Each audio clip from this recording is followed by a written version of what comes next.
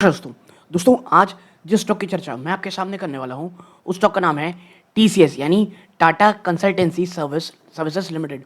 आप देख रहे होंगे 3.5% से भी ज़्यादा की गिरावट ये स्टॉक आपको दिखा रहा है। और मैं अगर आपको टीसीएस की बात करूं, आप यहां देखें पिछले एक साल में स्टॉक फ्रॉम हाइज ऑलमोस्ट आप देखोगे 36% नीचे है।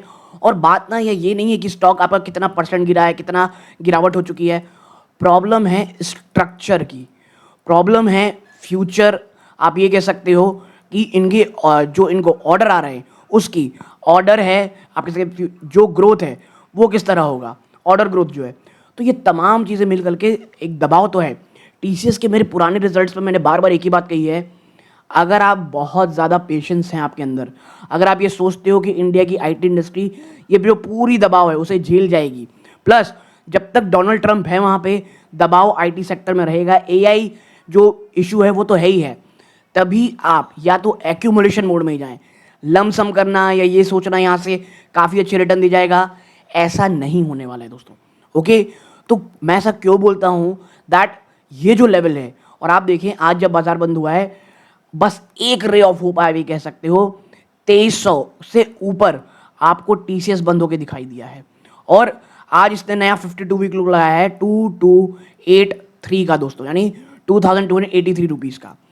रीज़न क्या है, क्या कुछ नए बदलाव आए हैं, वो कौन सी चीज़ सबसे ज़्यादा डरा रही है, आइए चर्चा करें। देखो, हुआ तो पूरी आईटी इंडस्ट्री में गिरावट है, मैं टीसीएस की बात इसीलिए कर रहा हूँ क्योंकि ये एक सबसे बड़ी कंपनी है और इससे आपको पूरा एक अंदाज़ा लग सकता है ना। करंट डिक्लाइन है टीसीएस में, ये रिजल्ट है एक कन्वर्जेंस का, जहां पर कुछ डिसअपॉइंटिंग इंटरनल मैट्रिक्स, लगातार गिरता हुआ मैक्रो इकोनॉमिक कंडीशन और एक बहुत बड़ा स्ट्रक्चरल शिफ्ट आईटी सर्विस में देखने को मिल रहा है।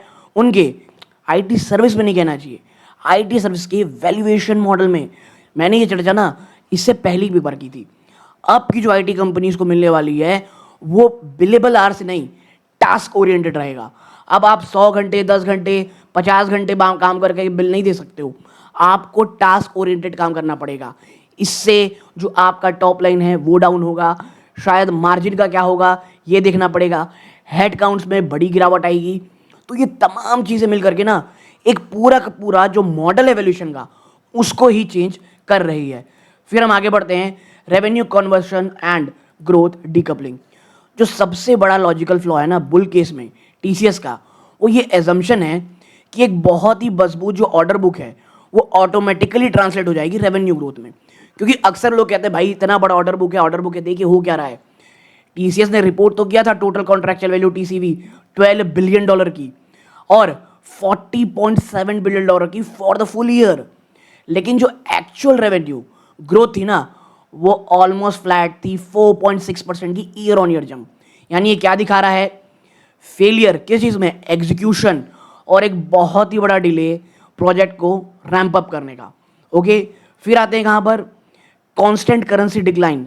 ऐसा पहली बार हुआ है रिसेंट हिस्ट्री में अंडरलाइन जो कांस्टेंट करेंसी ग्रोथ है वो नेगेटिव हो जाए या फ्लैट हो जाए, वो भी की रीजन्स में। इंडिया का जो बिजनेस रेवेन्यू है वो गिर करके 28.6% रहा ईयर ऑन ईयर, जो क्या दिखाता है, कंक्लूजन ऑफ जो बड़े गवर्नमेंट और इंफ्रास्ट्रक्चर प्रोजेक्ट हैं या जो एक लैक है ना नए डोमेस्टिक डिमांड का टू रिप्लेस दैम। यानी कि भाई साहब जो इशू है वो अब हर जगह देखने को मिल रहा है, इंडियन बिजनेस में देखने को मिल रहा है, बड़े गवर्नमेंट कॉन्ट्रैक्ट्स में देखने को मिल रहा है। फिर डॉलर रेवेन्यू कॉन्ट्रैक्ट, टीसीएस बताया वो क्या फ्लैग किया है, एक बहुत ही rare annual revenue decline in dollar terms. ये आपको लग रहा होगा मैं इतना फोकस क्यों कर रहा हूँ डॉलर टर्म ये में, भाई ये इनकी स्ट्रेंथ हुआ करती थी। और एक बहुत बड़ा मिथ टूट रहा है कि stock being a consistent predictable compounder, और ये जो आप गिरावट में आप बार बार कह रहा हूँ, बार बार एक चीज़ फोकस कर रहा हूँ, पूरा का पूरा वैल्यूएशन मॉडल ही चेंज हो रहा है। और ये एक बहुत पेनफुल, बहुत ही लंबा ट्रांजैक्शन होने वाला है टीसीएस में। अच्छा, डिस्क्लोजर में बता दूं, मेरी फैमिली की टीसीएस इन्वेस्टमेंट है, इवन एचसीएल टेक जैसी कंपनी में, इन्फोसिस में, लेकिन बहुत पेशेंस। मैं एक चीज़ मानता हूँ कि हाँ ट्रांजैक्शन पेनफुल होगा, शायद थोड़े समय में सबड्यूट देखने को मिले, लेकिन इंडिया की आईटी इंडस्ट्री केपेबल है।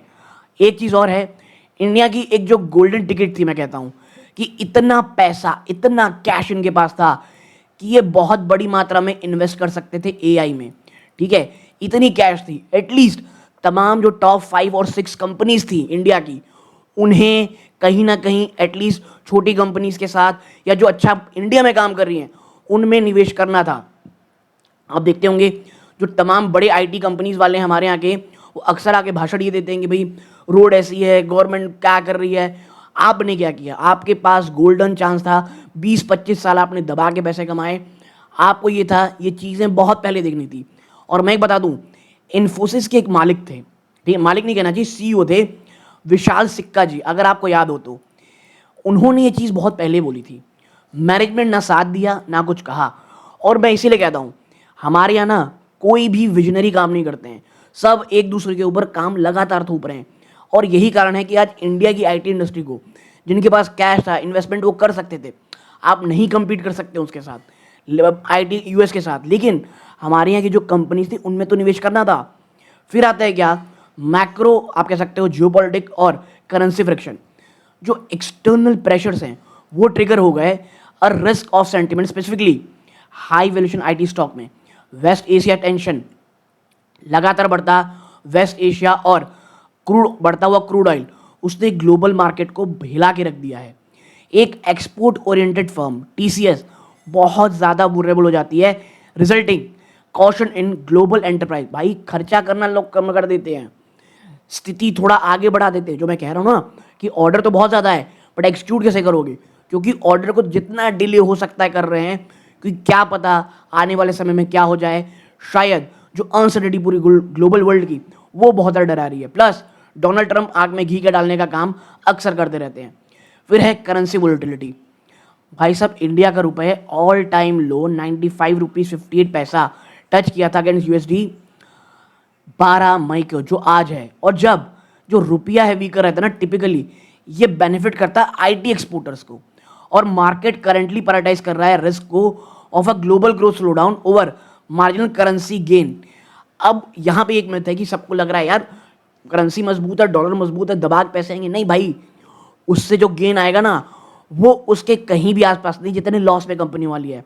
सेक्टर रोटेशन, अब देखो जो इंस्टीट्यूशनल इन्वेस्टर थे वो अपने पैसे को अब रोटेट कर रहे हैं और आईटी सेक्टर से हटा करके डोमेस्टिक फोकस सेक्टर जैसे फाइनेंशियल्स पे लगा रहे हैं, which are perceive to be बहुत ज़्यादा मजबूत रहेंगे ग्लोबल टेक स्पेंडिंग कॉन्ट्रैक्शन से। ओके, नाउ अब आते हैं सबसे जो उसको पता है, एआई डिसइंटरमीडिएशन स्ट्रक्चरल थ्रेट। क्या हो रहा है?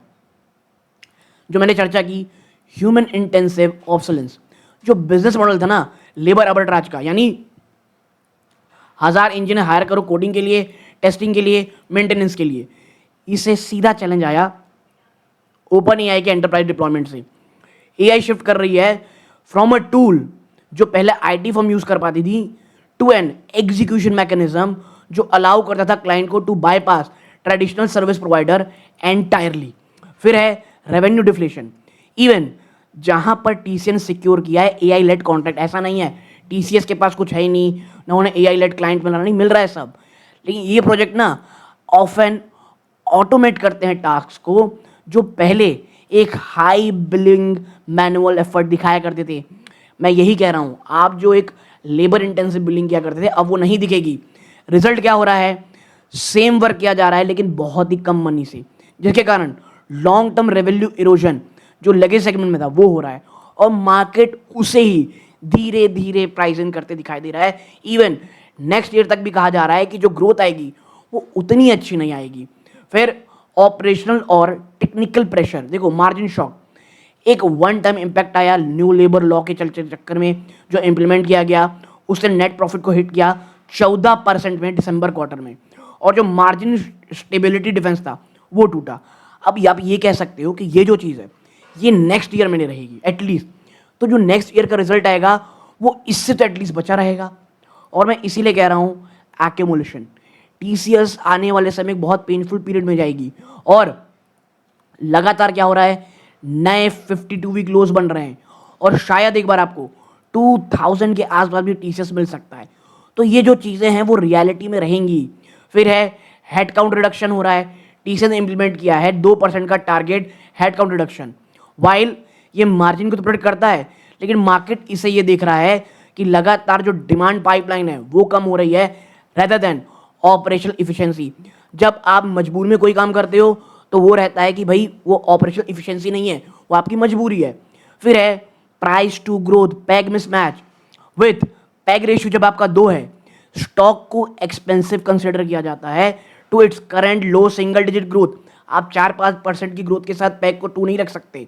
और टेक्निकल इंडिकेटर ये दिखाते हैं लोअर हाइज लगातार बन रहे हैं, और जब आप देखते हो ना मल्टी ईयर लो आप 2283 में दिखा रहे हो, इट्स वेरी पेनफुल। अच्छा, अब आप ये कह सकते हो भाई कुछ काउंटर प्रोडक्टिव। मैं हमेशा कहता हूं एक तरफ नहीं जाना है, दोनों तरफ जाना है। सबसे बड़ी चीज आईटी जो आपको अभी देती है dividend, ROE floor, return on equity 49.1% रहा है plus high dividend pay out. Stock एक ऐसे वैल्यूएशन को रीच कर रहा है फ्लोर वेयर जो यील्ड है ना सीकिंग इन्वेस्टर उन्हें यहां सपोर्ट मिलेगा। और मैं इसीलिए कह रहा हूं 2000 के आसपास टीसीएस लॉन्ग टर्म के लिए एक अच्छा स्टॉक है, एटलीस्ट हाई डिविडेंड वालों के लिए भी बहुत अच्छा स्टॉक है। साइक्लिकल वर्सेस स्ट्रक्चरल, इफ जो करंट वीकनेस है ये प्योरली साइक्लिकल है, डिले इन आईटी स्पेंडिंग, क्यों हाई इंटरेस्ट रेट है वेस्ट में, और एक recovery could lead to massive revenue catch up क्योंकि $40 बिलियन का ऑर्डर आने वाला है जो फाइनली एग्जीक्यूट होगा। यानी जो डिले है वो भले ही डिले हो रहा है बट लेकिन आज साइकिल में नहीं तो नेक्स्ट साइकिल में आएगा। फिर एआई इंटीग्रेशन, और ये मैं कहूँगा मेक इट और ब्रेक इट मूवमेंट होगा। अगर टीसीएस सक्सेसफुली पिवट कर पाई being an AI architecture rather than a labour provider, आप देखोगे high margin consulting work that offset जो loss of legacy maintenance revenue है ना वो हो जाएगा। और मेरा ये मानना है एक हाई मार्जिन कंसल्टिंग बनने के लिए कंपनी टीसीएस सबसे अच्छा होगा। अच्छा, मैं बताऊँ आपको मुझे ये पसंद है और कुछ अन्य आईटी स्टॉक भी पसंद है जिसकी चर्चा अब करने का समय आ गया है, जो मैं आने वाले समय में करूँगा दोस्तों अपने मेंबर्स ओनली में। ओके नाउ टीसीएस आपकी जानकारी के लिए जो भी मैं कर सकता था आपके साथ किया हूँ। वीडियो अच्छा लगा हो लाइक कीजिएगा, सब्सक्राइब कीजिएगा। ये वीडियो बनता है। जय हिंद।